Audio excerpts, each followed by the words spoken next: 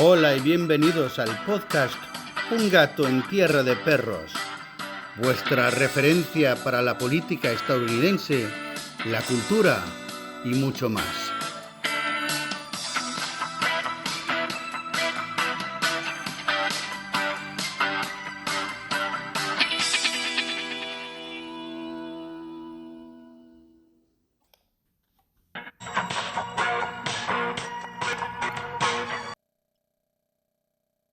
Hello, I'm Joe Magaja. Thank you, friends, for being with me for another episode of Un Gato en Tierra de Perros.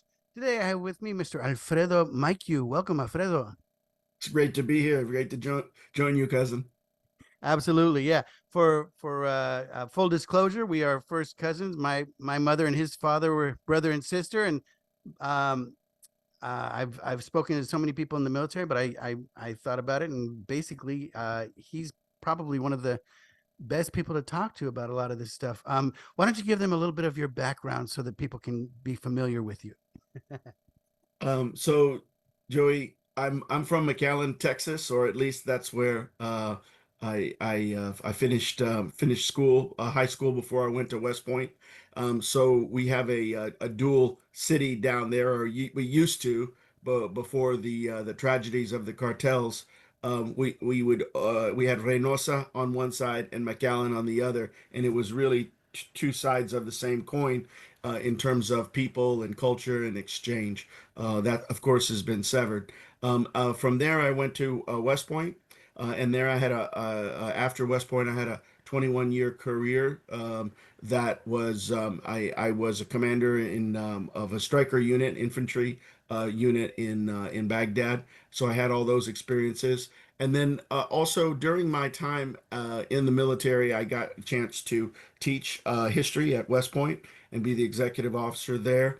And then I also was on loan to the State Department, so to speak, to work at the embassy in Korea as part of that diplomatic effort. So I had some good experiences. Then I after I retired and moved here to Austin, I became an executive for Texas, which I was for 10 years. I was the manager of community affairs at the Department of Housing, and then I was a legislative experiment trying to re-engineer and improve government systems and structures.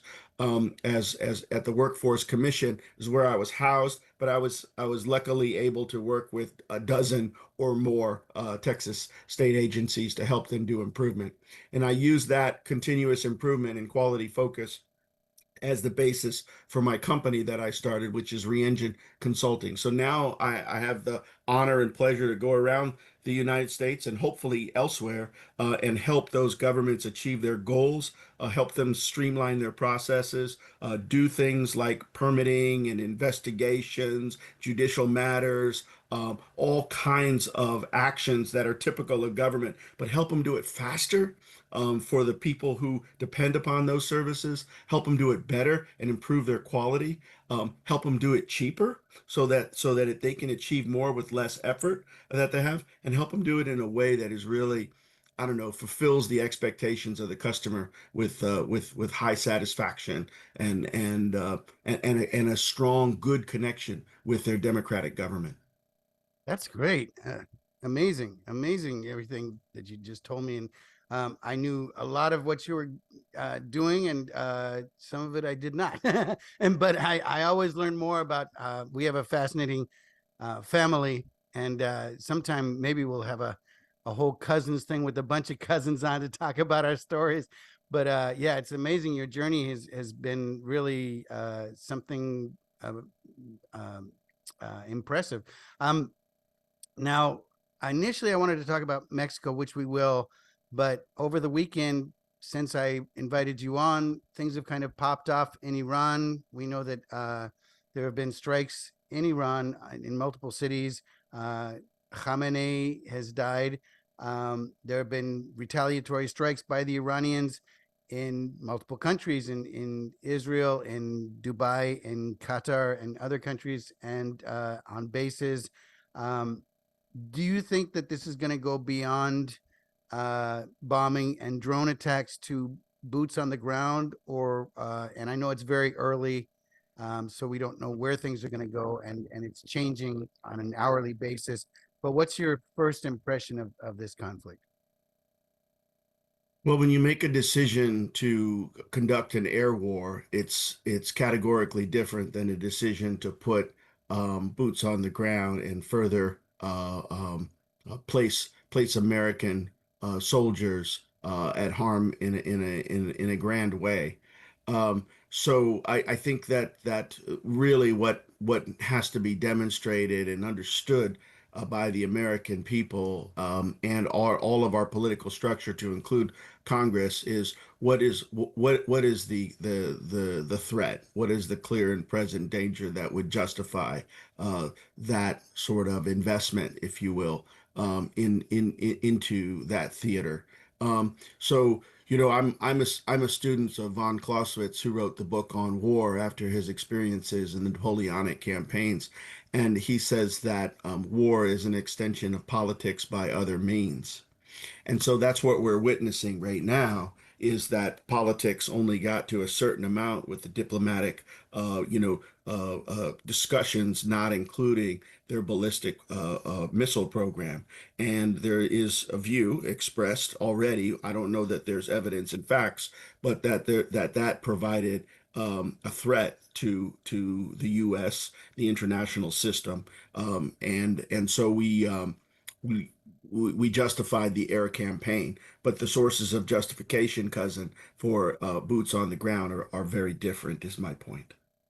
Yeah, I can see that, and also I've had some discussions with different ex-military who are also talking about how the arms race right now is very much involved in AI, and AI will actually dictate a lot of how we handle military conflicts in the future. We already have drones, and they have drones as well. Do you think that's going to give us an edge, or do you know if the Iranians have a lot of access to AI? How does that look?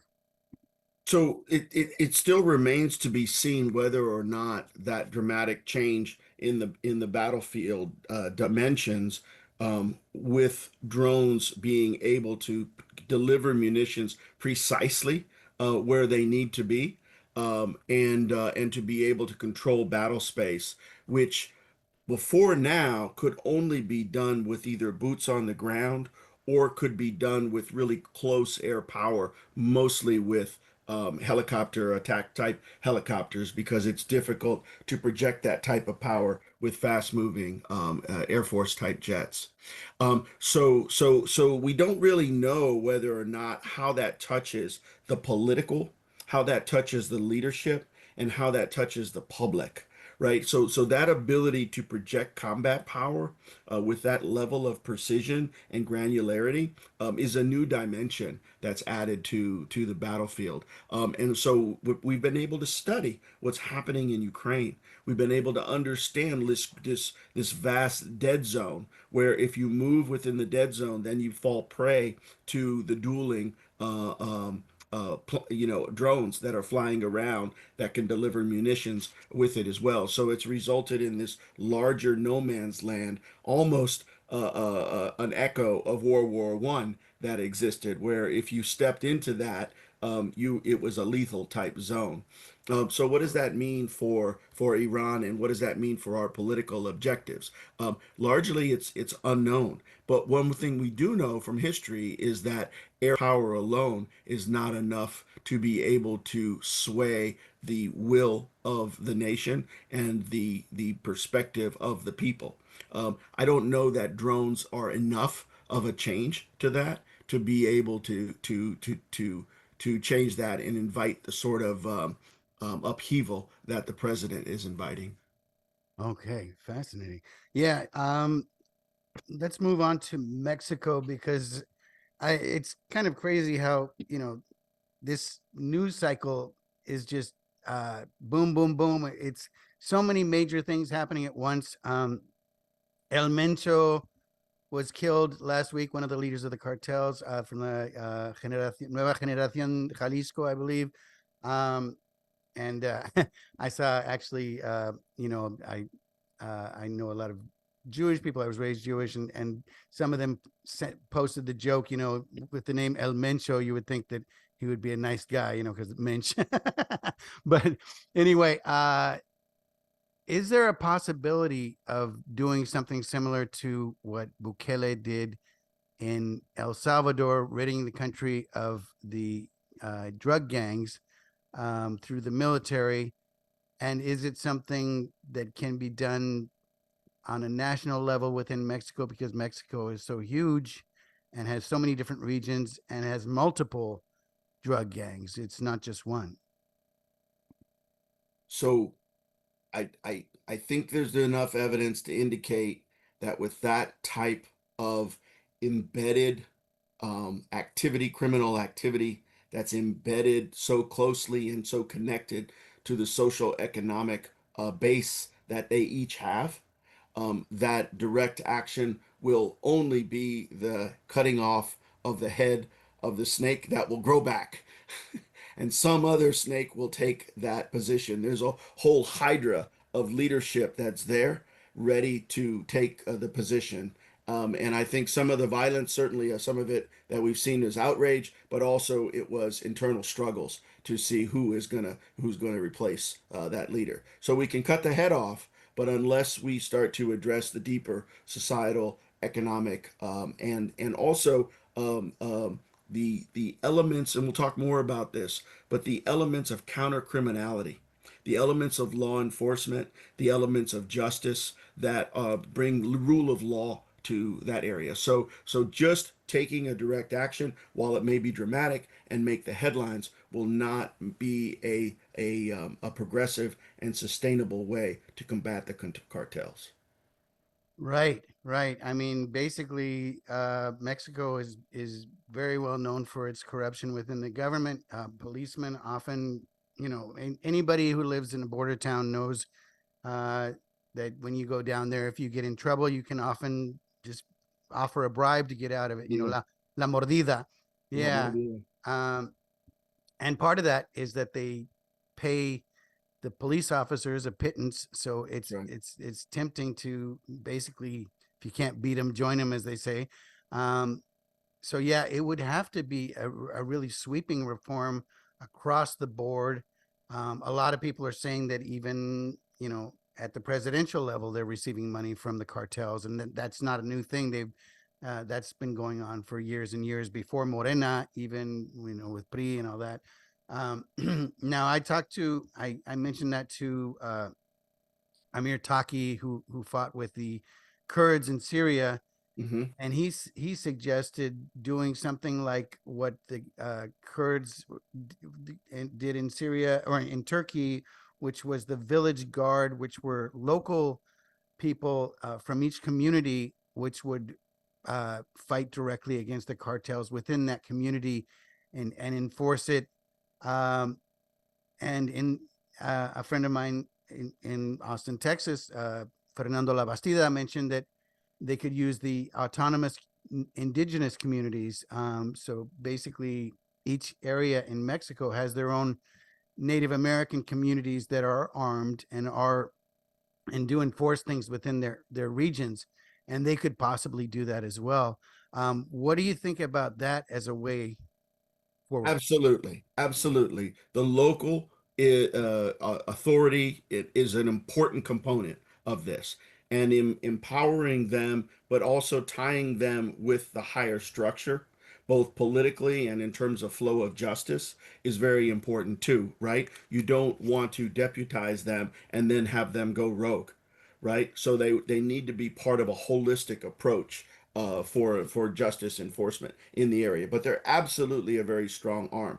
But they also need to have training, and they need to have what we call reach back, which means that at the state level and at the federal level, but also at the international level, and we'll get to that dynamic as well, that which would include both countries to the south, like Guatemala, but also countries to the north, United States and Canada, and their involvement in this counter operation as well. Really, what would amount to, I think, as a um, a huge effort that rises to the level of a campaign plan, right? So think something on the scale of like World War II, trying to really leverage a lot of effort to be able to do a campaign plan from a multinational effort. So we'll return back to that. But let's focus on your question of region. So you have the regional police forces that have some degree of autonomy, but they need to be laced in with higher authorities and information sharing and intel and data sharing as well that needs to occur, but also empowered with technology. And then they need to have what we call reach back. So what is that? So not all the problems that they encounter are they going to be able to handle on their own. So based upon what the intensity of what they encounter, and not just violent, kinetic type situations, but also like, well, we have a strong economic base here that they've established. We have a workforce that's loyal to them. How do we solve those type of problems? And that needs to be appealed to the regional and then the federal and then the international effort that would be behind them. And then you got their back. Right. So whether that's indigenous, whether that's municipal centered, or whether that's more like a rural county, now they feel that they're part of the effort and they're going to be willing to take necessary risks in order to progress the movement or the campaign plan against the cartels. Right, because the cartels now are basically their own military force too. They're armed to the teeth and they're trained. Many of them come from a military background as well. Los Zeta were basically an arm of the military who were trained partly in the United States as well, and they're no longer around. I think they got wiped out or they got absorbed into another cartel, but that training just gets passed on to the next groups. Um, so that would probably be another part of the question is, like you said, training and international. And is it something that the United States, well, we are involved ultimately, but We uh, are. yeah, yeah. It basically, I just wonder because President Scheinbaum has shown some resistance to Trump and to the administration, but she's also been accused of a lot of the stuff we mentioned of receiving money from the cartels and stuff. But it was Mexican forces that actually killed El Mencho. Um, I'm wondering if they will work with us. It sounds like they probably will have to, just because it's one or the other, and ultimately, uh, Mexico depends on the North for the majority of their income. So many people up here send money home, um, and the border's been pretty much shut down. So there's not the ebb and flow that was here for a long time, which means also the cartels are resorting to other types of crime to survive because they're not able to get their drugs up here as much. So they're doing extortion, they're even extorting the agricultural elements, which is kind of what happened in Uruapan before the mayor of Uruapan was murdered. They had already murdered a leader of the lemon growers who was standing up against the cartels, because what they were doing was they were basically charging each of these different groups a tax, That's right. um, which makes it impossible for them to do business. You know, the line of uh, of profit in agriculture is very thin, and then if you take a major tax on top of that, basically growers uh, can't make a living. And So there's a decision tree, yeah, right, that goes in the mind of the cartels, right? Can I control an individual? Can I bribe the individual or politically influence the individual or scare the individual in so that they can be controlled? Or can I not? And if the answer is no, I cannot, then there's another question, which is, do they pose a visceral threat to my operations or not? So if somebody's opposed to their cartel, it doesn't necessarily matter to them. But if they can negatively affect them in some way, then they can do it. And since they were unable to control them, then they choose violence and assassination. So which brings an important point. So, part of this is understanding what is the opposition? What is the enemy in this one? And recognizing that there are many shades of enemy and opposition that you have. And so I think a good way to look at the cartel is like a pathogen, right? There and maybe the best one is like a virus that actually takes over our own systems, that uses our culture against us, that is able to influence our judicial systems, able to influence our law enforcement systems, even our economy and our workforce, that are able to do it, and the perspectives of the people that we need in order for our operations to unfold. That is a challenge. That requires a lot of not just a horizontal type operation like getting rid of elemental, but also vertical ones that interdict their lines of supply, their financial aspects, their workforce, their communications and relationships with society. Truly, this is more on a scale of a counterinsurgency operation than it is any sort of leveraging of drones or technology or even the flow of intel that resulted in El Mencho being killed. Right. And from what I recently read, the man who is set to take his spot is actually an American citizen. He was born in Orange County, California, I believe in Santana, um, which is kind of wild. I mean, basically, but it might mean that we, the United States, have the authority to take him or arrest him.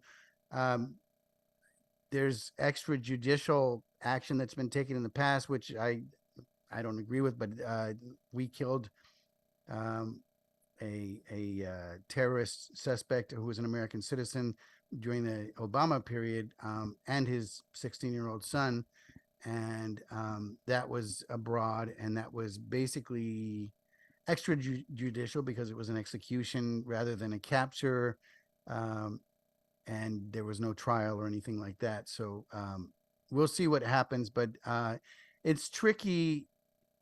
The whole judicial side of it is tricky as well because um, if it's a United States citizen, of course you can put them on trial. But we've put on trial uh, foreign drug leaders. In fact, Mexican leaders of cartels have been delivered to us as recently as I think last year. We got like 20 That's right. major, yeah, um, which means that they're not really resistant, at least not 100% to us taking action. But I don't really understand that international law where we can put them on trial on our side of the border, and then where do they go? Either federal prison or Guantanamo, or what happens after that? So, well, let's talk a little bit about the L word here of legitimacy, Right. right? So when we do take extrajudicial actions, we suffer on the side. If you think about the sort of scales of justice, right? We suffer because that challenges and we lose legitimacy. And we also need to recognize the sovereignty, the integrity, the pride, the culture that is Mexico, right? And we need to respect that. And a lot of the solutions, especially the ones that are the dramatic ones that involve direct action. When I use the direct action, I mean actions like combating El Mencho or his lieutenants.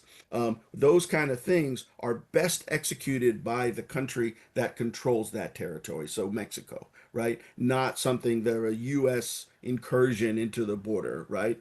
And so we'd want to respect that. But what does that partnership look like? That's what I think is a real sort of a way to progress this campaign plan into the future. What does that partnership look like? Well, first of all, it includes some sort of formal agreement that is made public between the two nations, recognizing the threat and agreeing to cooperate and work together so that everybody has this blanket understanding of what is that public will and what is that political will and how that's manifest.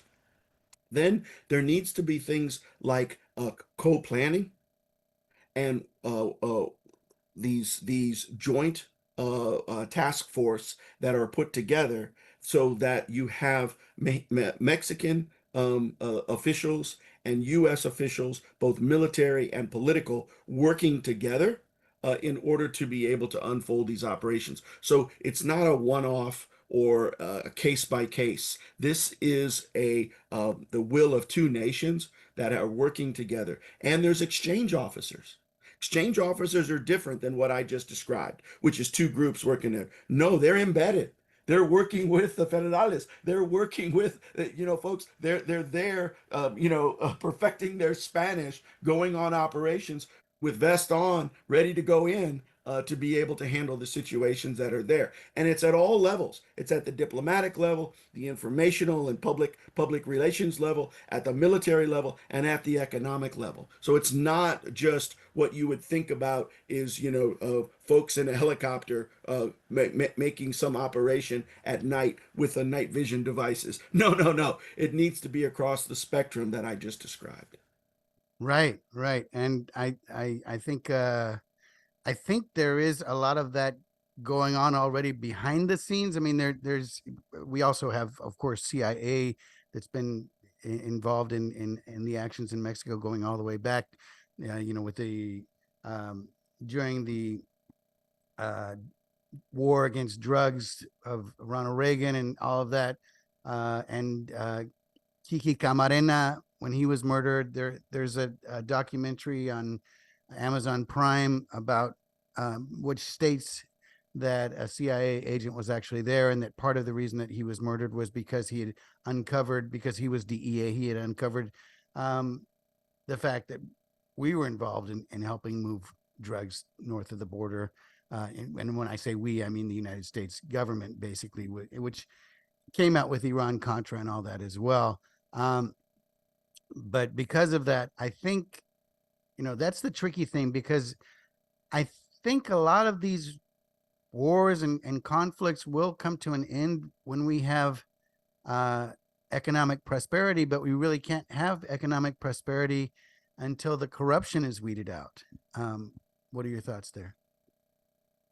So the first I wanted to point out that when I talked about embedding officers and building that collaborative relationship, that it's also Mexican officials that are and officers and investigators that are working with the FBI as well on and local forces on the other side. So the embedding works both ways so that we get personal relationships, contacts, understanding of each other's tactics and technology and capabilities.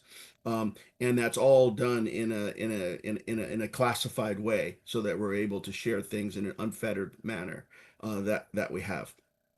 Um, so I wanted to share that, and then I wanted to sort of more robustly portray what this relationship would look like, right? How we could then start to build a relationship. Are there contacts? Yes, but it would be more robust, like so the way that the U.S. Fought had a lot of flaws and a lot of really moral and ethical challenges to it. But the way that we fought against the communists, insurgents in Central America, we had a very flawed institution that actually had to be renamed and reformed. But the Escuela de las Americas, we had exchange in terms of schools that were here. So that needs to be accomplished also at a very robust level that is at the political level, at the agency type level, but also among individual officers that are executing this.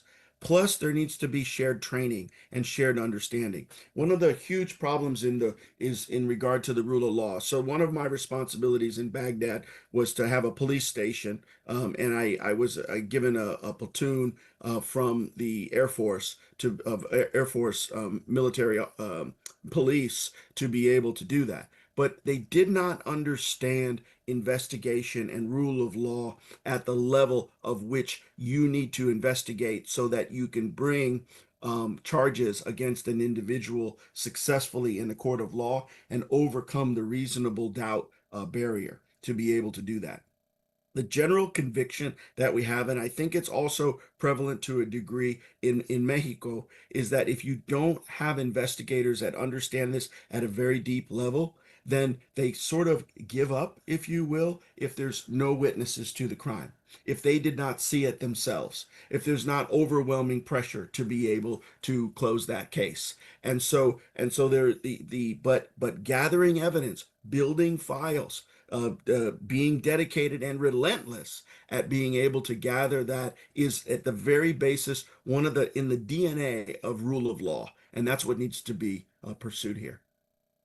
Makes sense. Yeah. Are you optimistic that something like that can happen or will happen? So the question is, what's the political? Well, really, it's what's the public will. First of all, right? Is it the threat such that we really want to put our foot down on both sides of the border to be able to do something about it? Are we willing to be able to affect this virus that's infected and really started to rechannel our national energies? Are we ready to take concerted cooperative action against it is the first question. And the second one is, it involves political will, is how is that manifest? There needs to be some sort of statement, agreement, conference, signing where we have this level of agreement. And of course, all that requires funding as well. But we're paying high costs, cousin. We're paying high costs today, not just in lives, but also in economy, in terms of the loss of productivity, the loss of the symbiotic relationship that has always been with between the United States and Mexico, no more so than after NAFTA, which we saw the tremendous amount of growth, right? But all of that is in jeopardy if we don't get after it. So to me, it's worth the investment to do a campaign plan like I'm describing.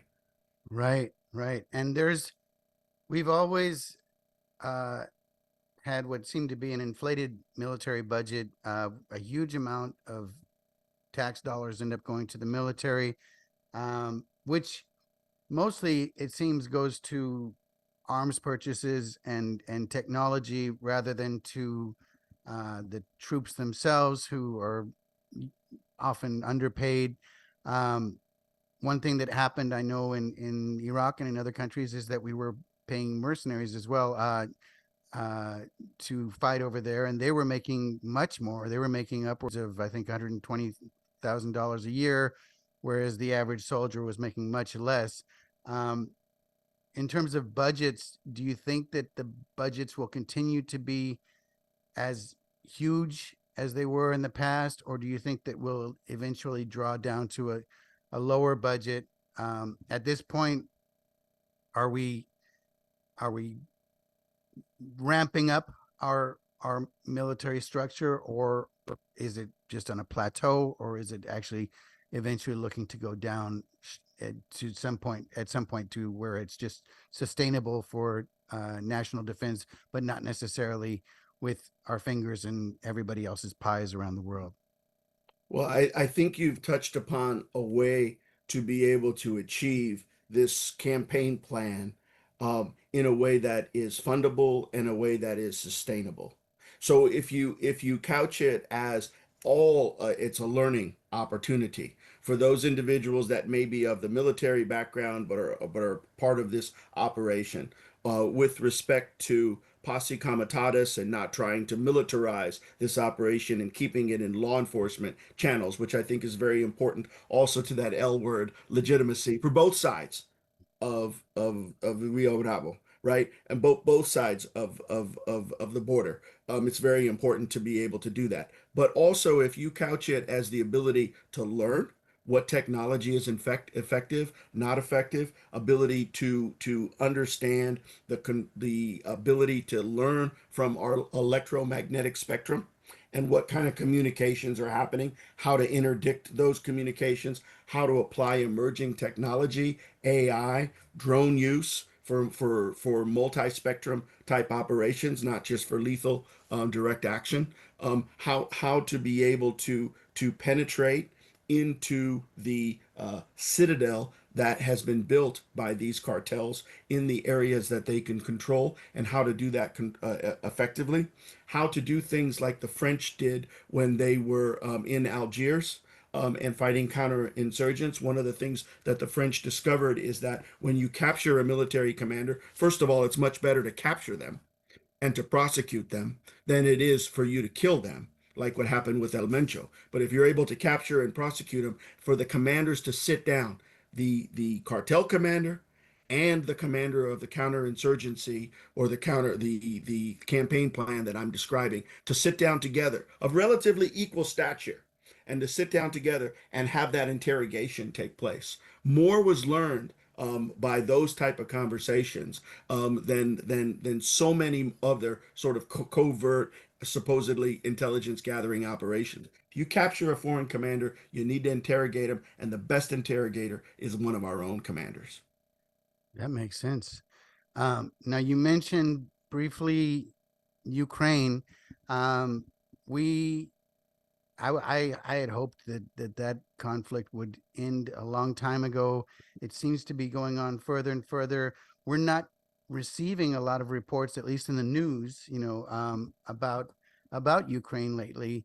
I know that it is in a way related to, well, it's related to everything else that's going on in the world, but there's been there have been accusations of corruption within the Ukrainian government. In fact, some of their arms, they've said, have ended up in the hands of some of the cartels in Mexico, among other places like uh, warlords in the Middle East and in Africa, which a lot of people. I mean, we rarely get even. It doesn't make the news. The slaughters in Africa. There were a lot of news reports about what happened in Gaza with Israel and all of that, but there are huge massacres in Africa that never make the news. And I think part of that is social media. They don't have the cell phones where they're taking videos and just going up on TikTok or Instagram. So the West doesn't know about it. But what are your thoughts about Ukraine? Are we?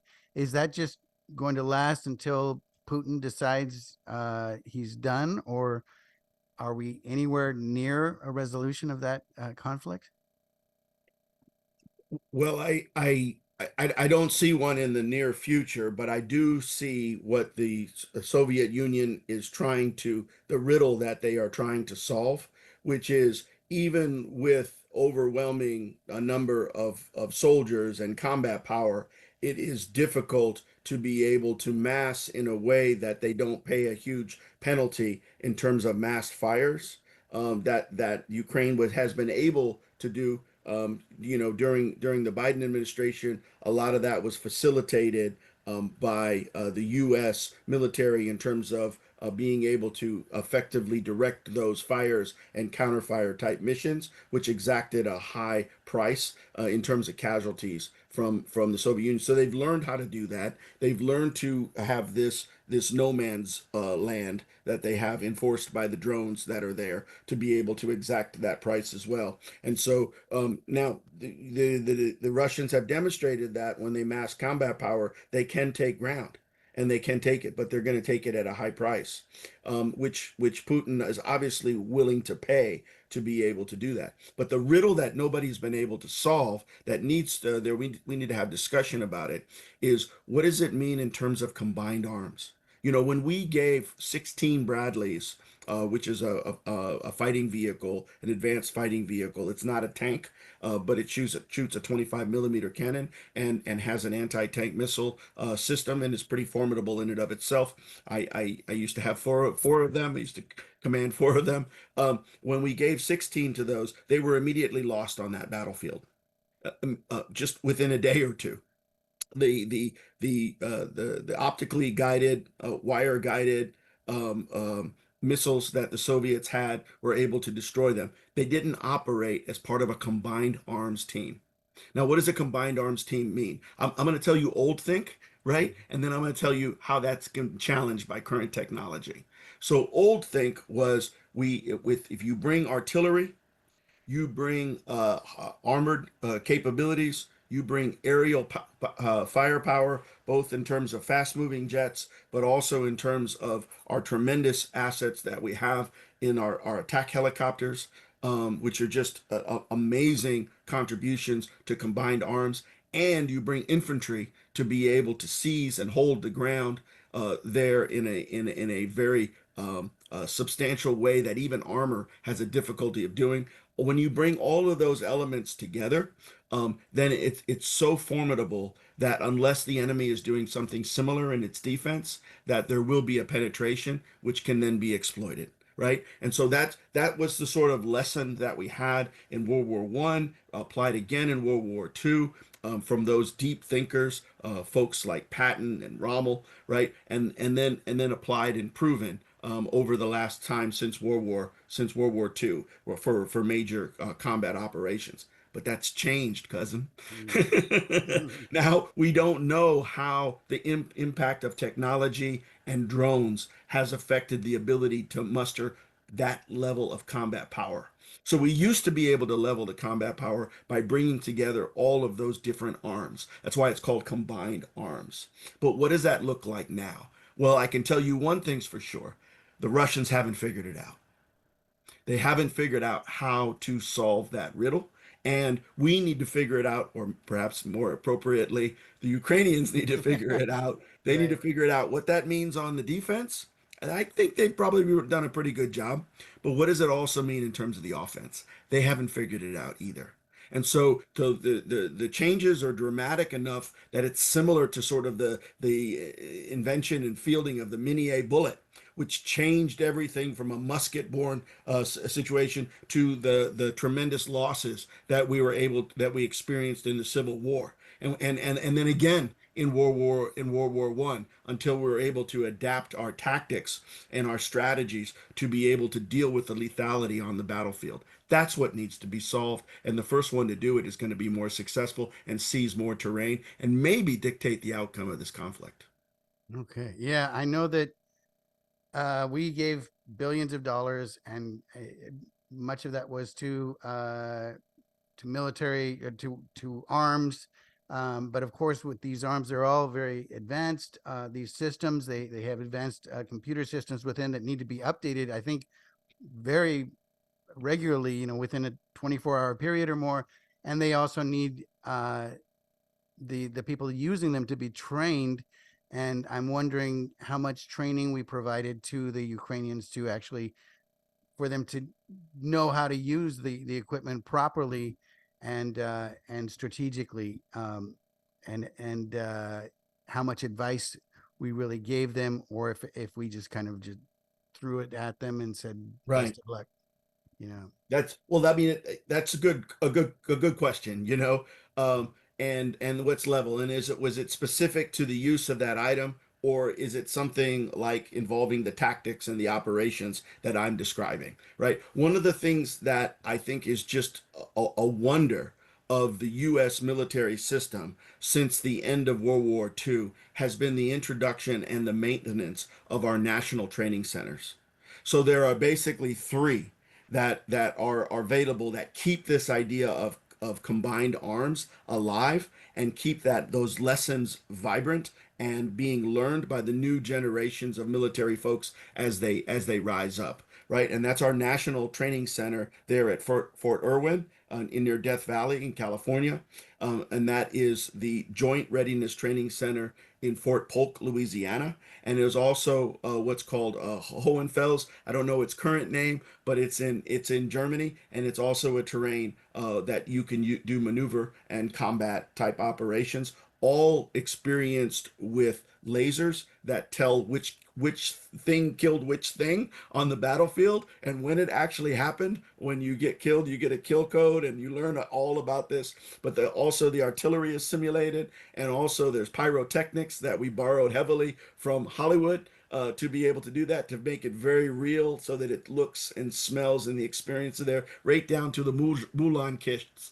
for the soldiers to treat each other with combat life-saving techniques, right? That's something that's very difficult for a nation to replicate, and that's something that has sustained our readiness for war, and that might be necessary in order to tip the dynamics of what we see in this. I'm hesitant to use the word stalemate, but certainly a slow progression of the war in the Ukraine.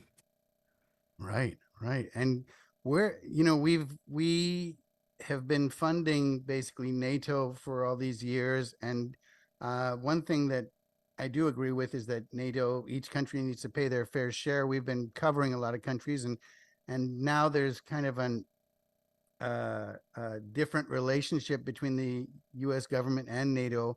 Um, and honestly, the European Union is not doing great financially. Most of them are struggling, and they don't have the budget dedicated to military forces. Where do you think the future of NATO is, and do you think that there is a future, or because initially it was created to push against the Soviet Union, which hasn't existed now since the 90s, um, as a force. I mean, basically Russia exists, but the Union of Soviet Socialist is that what the Republic, the USSR is no longer in existence. So how much money and how much do we need NATO, and is there a future for NATO? So first of all, I absolutely believe that there's a future for NATO, and I absolutely believe that the United States should be a part of that.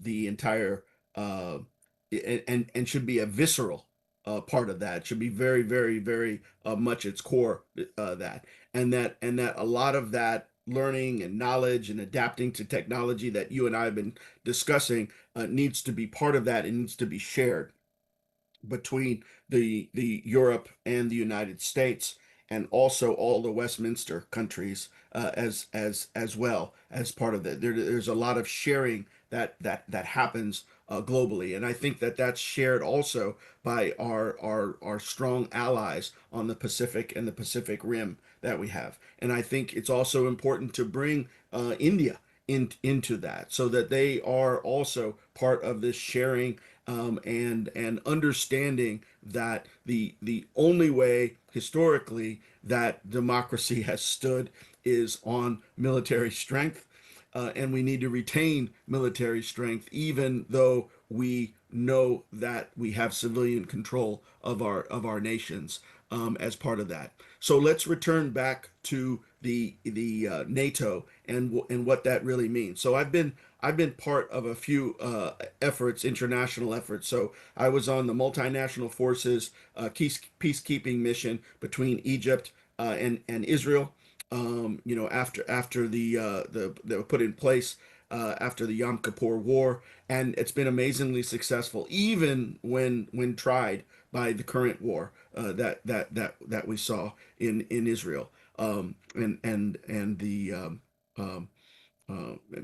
between the Palestinians and Israelis, and so that really has worked out. And what does that mean? That means three different infantry battalions, an Italian, a little mini navy. It means the police forces from Holland and the Dutch police forces, and all these other different logistical forces, all working closely together. I had the honor of speaking with and hosting and touring an effort to start a brigade of helicopters that would cooperate together, a air assault, which means infantry that's born on helicopters as part of Europe, and they came over to the 101st Airborne to learn how our operations was occurring. Now this was in the late 90s, but that type of collaboration and coordination, and I think that's also where AI and technology has really helped us. So first of all, the lingua franca is now English all over the planet. That's changed just in our lifetime. Yes, You used know, to be I mean, I French. I remember traveling in Eastern Europe and having to speak German because there were so many German immigrants there in what was Yugoslavia. At that time, it was Yugoslavia, and my German came in handy because that was the lingua franca in that region. Mhm. And now it's English all over. And it's ironic that lingua franca, comes from the French name, but now it applies to English all over the planet. So they have that going for them. We also have integration. So no longer it's just because I have an IT tool, like for example, intelligence processing and gathering or cybersecurity of those kind of things.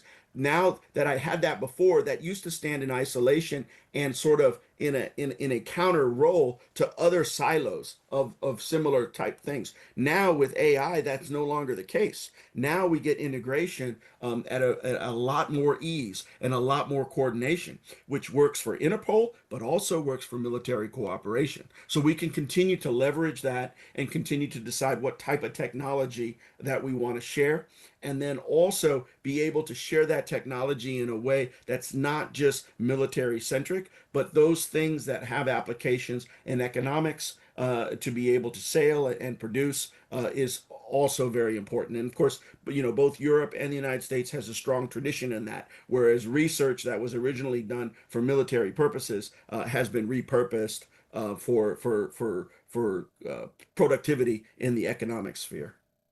Right, right.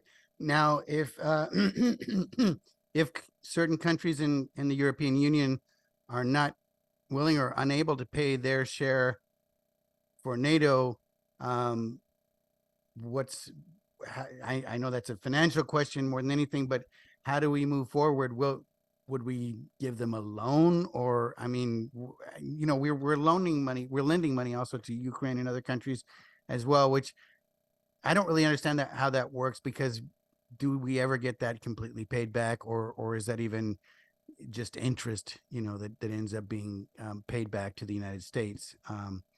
That's a big question always, is to, you know, where our, not just our tax dollars are going, because it's also money that we're just printing. At this point, we print money. We're not based on the gold standard anymore, so we can print as much money as we want. Banks can lend 10 times the amount of savings that they have in their bank to people. So that affects our economy in a major way. Um, So I would absolutely use three very solid examples of how our investments have paid off in droves in to 300x or whatever is the profitability in index that you want to apply. So one is the Marshall Plan that we have, right? And the investment in Europe and in Germany, in our previous enemy, right? So instead of calling them into destitute and ensuring that they remained in destitute, which was the Treaty of Versailles, instead, we encourage them to grow and be productive and to progress as a nation. And we've seen the result. Same thing in Japan. Same thing in Korea, right? You take a look at the satellite shot of Korea the next time you get an opportunity, or just Google it. You can see all the lights that are across the border, right? That I was able to work to be able to transfer technology as part of my embassy work, be able to transfer technology to the Koreans to give them greater control of that border themselves. And then they've been able to shoulder that what really was an economic burden to the United States to a greater degree year after year. And this is not something to be gained in a day or to be allocated by a single parliament, but it is to a recognition that each country, based upon its GDP, based upon its trajectory of its development, of its own military, etc., that there is a calculus to determine what is a fair share.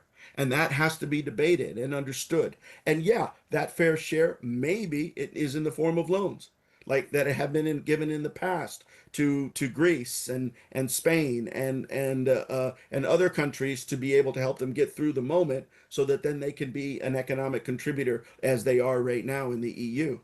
And so that's a long-term vision for what is fair share. And what does a modern democracy need to do to have that stable base that we just talked about a little while ago, which is the democracy must rest on a degree of military power and capability, because let's face it, cousin, more than half of the countries on Earth are nearly half are authoritarian. It's about a 50-50 break for those academics that study it. You can see it on democracy.com, or it's only a Google away to see that it's about 49-51 in terms of split. And more people live under authoritarian regimes on this planet, right? Over 70% live under authoritarian regimes on this planet than those that we would classify as a democracy. So the threat is really real, right? And so what does it mean for a democracy to remain strong enough to be able to remain a democracy? And that is often found in those military decisions about what to allocate, how strong to be, how to contribute to things like NATO. And so there needs to be some deep thought on those countries as to what it means, what do they need to put into the kitty in order to keep that structure sound and progressive toward the future. Right, right. Um, Now uh, another thing I mentioned previously is Africa. Africa is kind of the forgotten continent that has a ton of resources. Um, Everything from uh, minerals to uh, just land and uh, uh, even oil. But it's always been controlled by these dictatorships for the most part. I mean, there are a few countries that are doing well, fairly well, South Africa, but the majority of the continent is just kind of forgotten. Burkina Faso and a couple of other countries, I believe Mali, kicked out the French recently, Right. and they're kind of leaning more with allying with Russia. China is heavy in Africa. Their presence. They have whole cities in Africa that are Chinese, and they're mining. They're doing a lot of and basically we need the minerals. We need lithium. We need cobalt, but also it appears that some of that is being extracted through slave labor. Um, are we is this just going to continue forever, or is there a possibility of lifting up that continent to have the strength that every other continent seems to have? So And one they of have the a things, military, which is scary. I mean, they have different military. The right? Somali pirates are famous, but go ahead. Sorry. Um, so one of the things that the US did a few decades ago is that they separated the European command from the African command.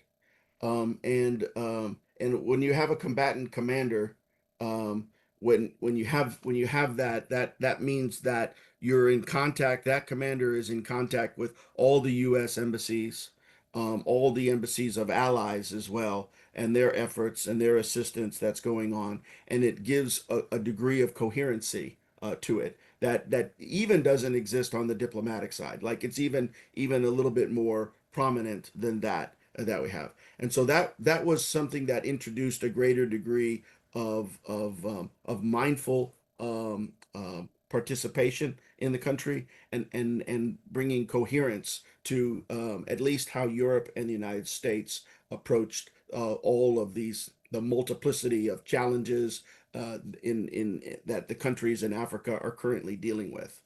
Um, and yes, there are the natural resources that are there, and there are all of these different factions that are within Africa as well. So what's the international solution that has been tried and failed with the League of Nations, and then tried and been largely um, maybe it's too much to say the UN has been a success, but it certainly has contributed to the international system, and I would argue peace over time. What do we need to do internationally to help bring that level of discussion, that level of diplomacy to Africa between those nations?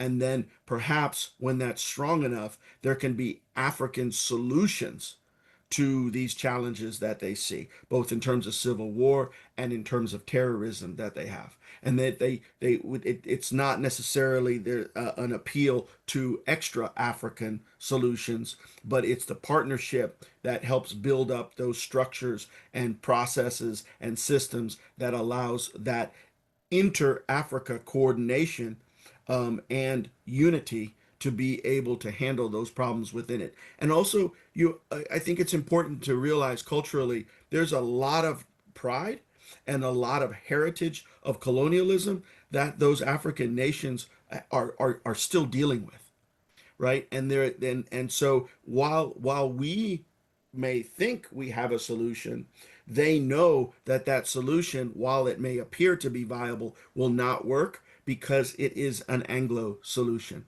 because it's a European solution, because it's an American solution. And so how do we work with our African partners to be able to build that degree of unity? And I would include military cooperativeness on the scale like I was talking about, the effort to start an air assault brigade in Europe, to be able to have the interconnectivity between those militaries so that they can put together like puzzle pieces and create a package to be able to do an interdiction, so that the next time that there is ethnic violence, on the level that we've seen in Rwanda and elsewhere that are there, it can be an African force that interdicts, not a bunch of folks put together by the UN to drop into that country. Right, right. Yeah. In Libya, when Gaddafi was taken down, a lot of people say that basically that was because he was, I mean, yes, he was a dictator, of course, but he was trying to get a union of African nations around their oil with their own monetary system as well, kind of like what BRICS has talked about, getting away from the SWIFT system, because Right. when countries are dependent on the dollar, then there's always the possibility that the U.S. government can freeze their funds or even take their funds. We've done that with Russia. We've done that with other countries. Um, and since, I mean, Libya was probably the best example of a prosperous country at the time. They had the highest literacy rate of any country in Africa.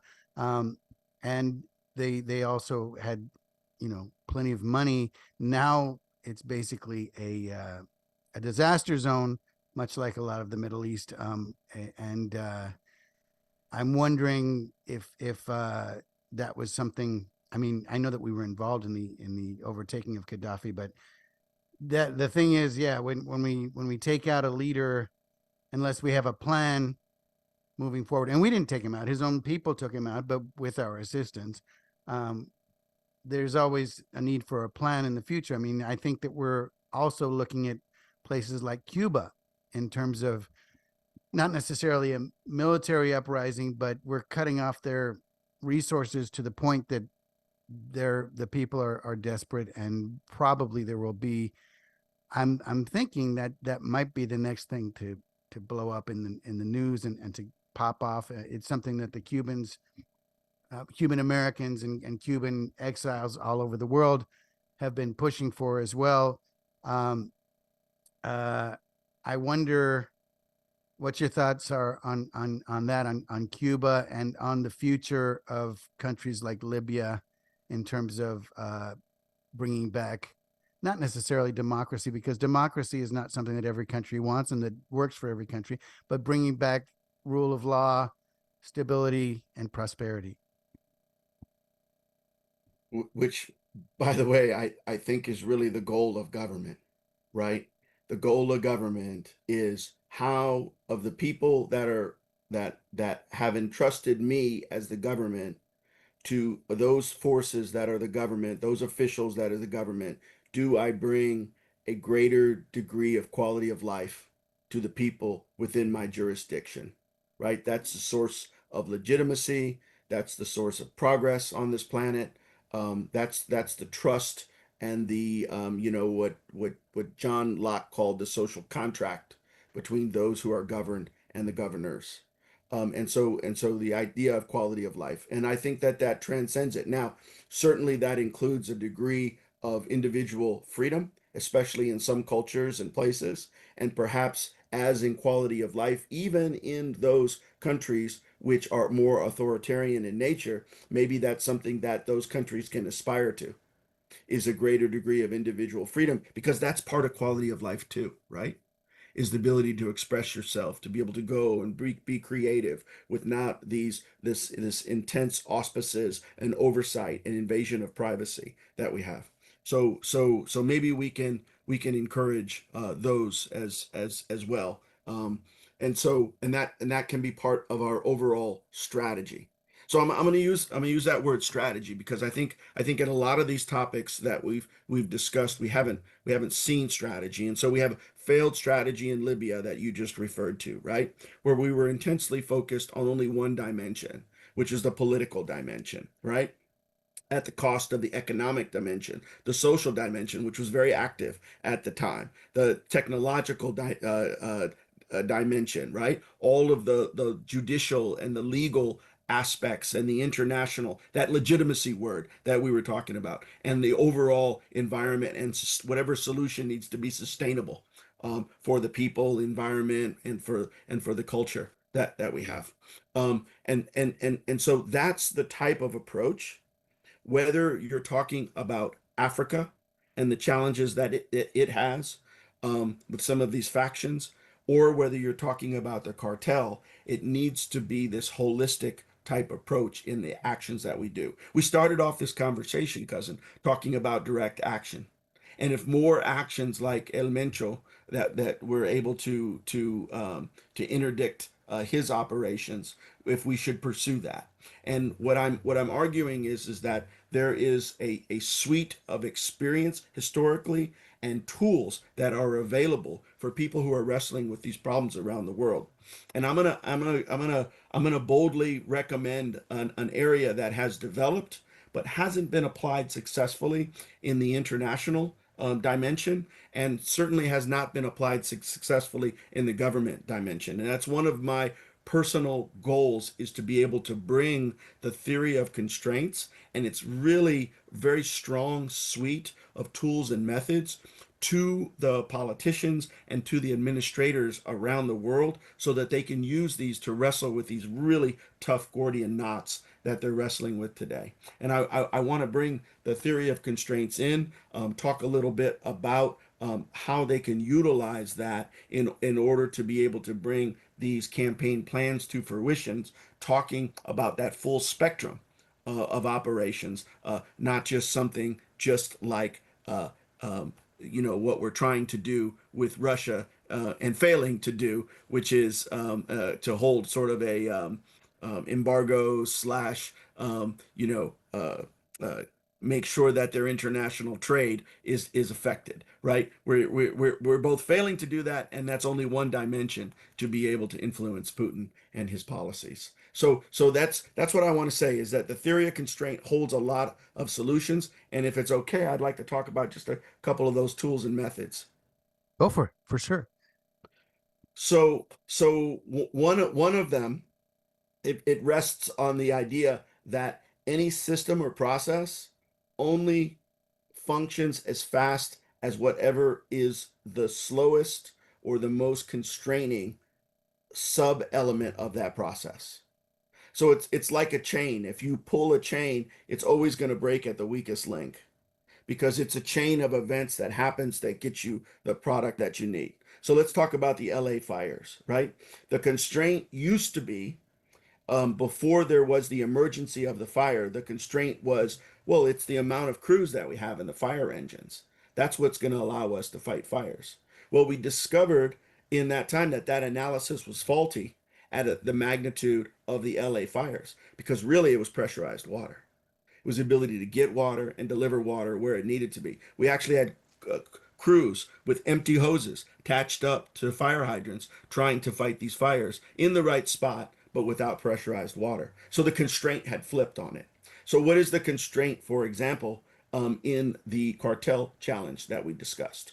What there should be a hunt for what is the weakest link within their chain of production and sale and that whole world of drugs. What can we interdict? Now, all the solutions aren't there, but we need to realize that may not be leadership. That may be economic in nature.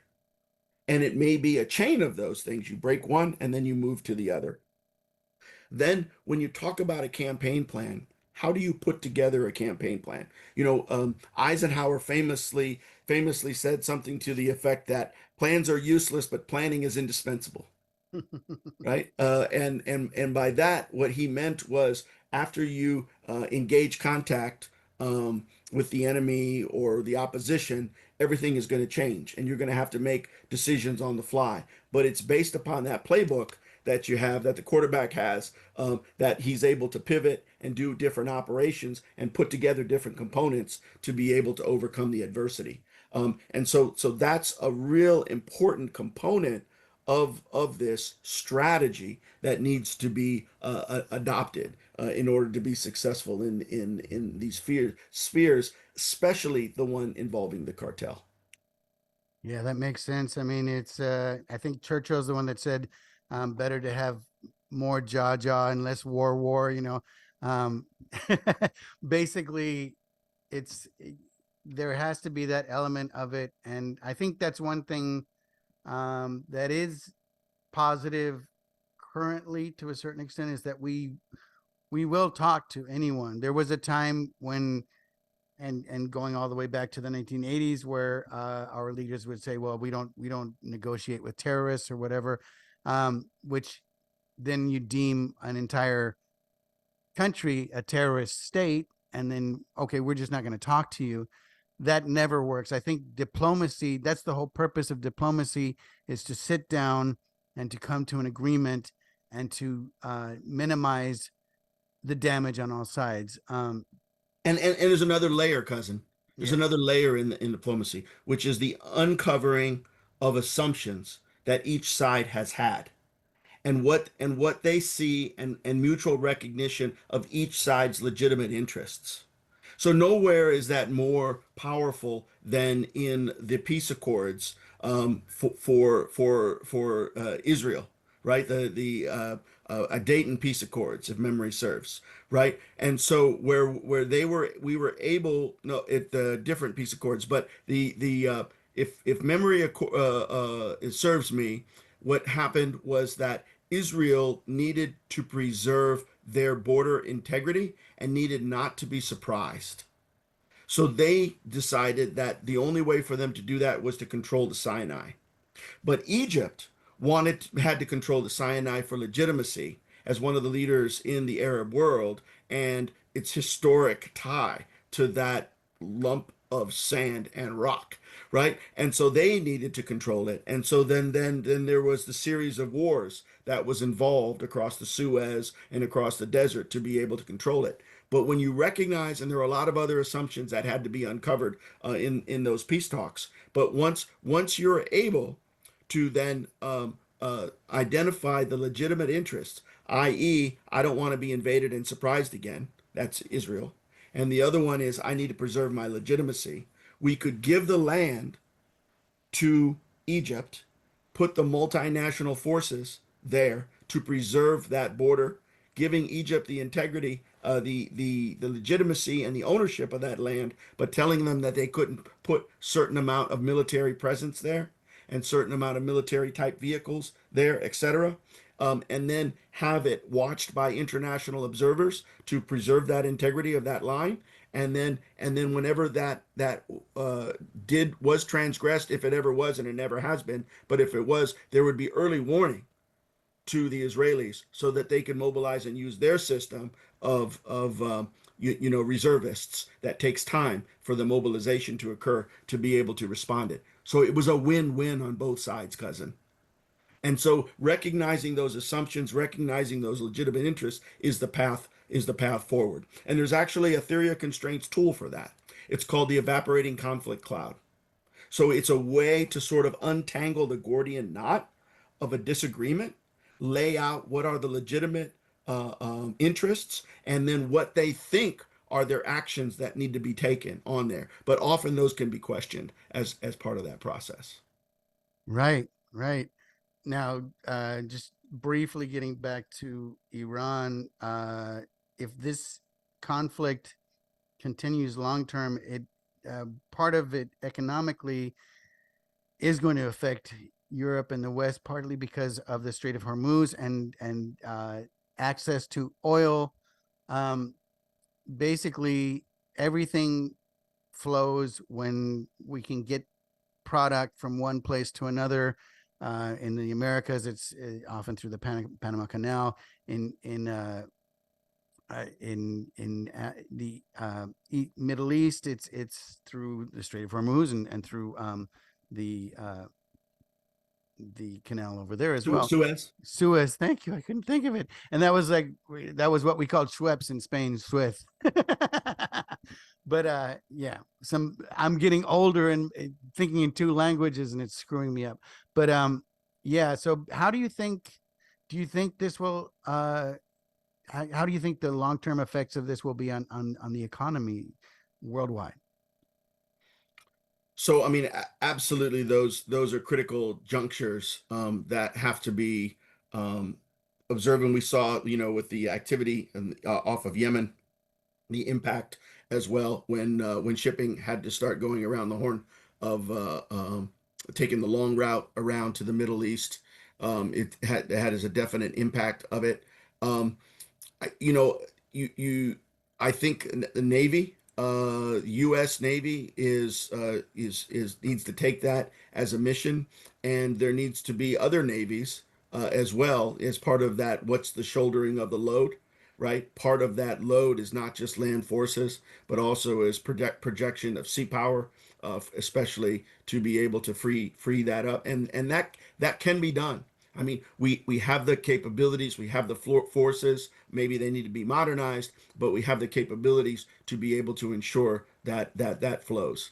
And it needs to it benefits all parties, all trading parties, right? The owners, the producers of the oil, them that we have, and so it is a sort of extension of rule of law, international law, albeit, but in that area to allow commerce to flow, which is that I mean that's Adam Smith's argument, right? Is that that's the role of government is to allow commerce to flow, so that there can be a place of safety and security and mutual respect and knowledge of the sort of weights and measures, so that we can have an exchange. You talked about the dollars and the dollar system. That's a global type system. Maintaining that is another part of that. So yeah, the spice must flow, and we have a tremendous role in that, but I think it's an international role as well. Absolutely, absolutely. Well, I could talk to you about this for hours because everything you say to me brings up more questions. But I know that I believe we're a little bit over an hour. I want to thank you so much. Where can people find you on the internet, and are you on social media at all? Yeah, I've got a few podcasts out and a YouTube channel as well. I'll also there is my website, which you can get to all of that material too. Especially, and if it's okay, cousin, I'll link this here to my podcasts that are there on Absolutely. my website. But it's www.reengineconsulting, all one word, .com. And then I also a part of that international community that is the theory of constraints community. So I have a lot of my presentations, papers, and the like that I have published through them, and that a lot of those are available on YouTube as well. So if you just Google Alfredo Mycue and theory of constraints, you'll see quite a few things come up, mostly in the area of government and government improvement, which again is my focus and my lifelong passion, is to help the governments of the world serve their people better by improving their systems and structures. Wonderful, wonderful. Well, thanks so much. I It's been too long, and I hope to see you in person sometime in the future soon. Yeah, we haven't had a family get together in a long time. I know you saw my brother a few years ago. We had I a did. call, Santa but yeah, Cruz, if I recall.